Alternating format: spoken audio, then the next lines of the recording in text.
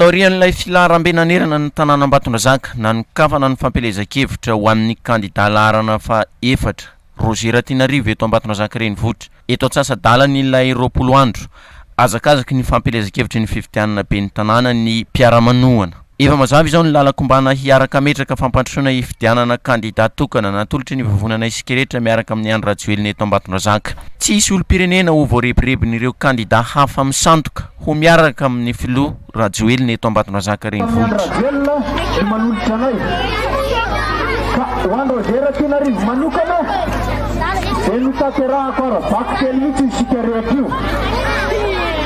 Uja tamireo namako reo tapaka tany amin'ny filoha-pirenena ny kajikajy politika koa ivamilany zany fandeha ara-jery ny tanàntsika avy amin'ny akolafikery maro samihafa tarika ny fampihavanana zany tokokilasy tokovavy mba hisiny fampandrosoana ty amintsika de tsy manaratsy an'izaniza fa taraka ny tsy fahavonona zany tokokilasy tokovavy fa tsy misy fandrosoana ratsy mandalo ny mpanolotsaina ka i Roger Ratinarivo dia manana ny lisika mpanolotsaina ihany koa dia ny laharana faharoa.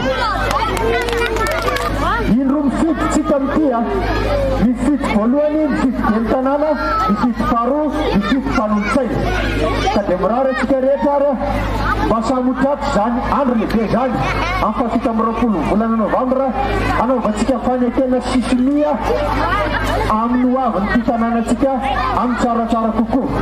Hanamafy ireo fandresen-danitra sy ny fanazavana amin'ny olo-pirenena ny kandida Roger Ratinarivo laharana fahaefatra noho ireo vinam-pampandrosoana efa voarakitra miaraka amin'ny filoha Rajoelina iarahana amin'ireo mpiara-manohana amin'ny ity 10 andro farany ny fampelezan-kevitra eto an-tampon-tanàna Ambatondrazaka renivohitra.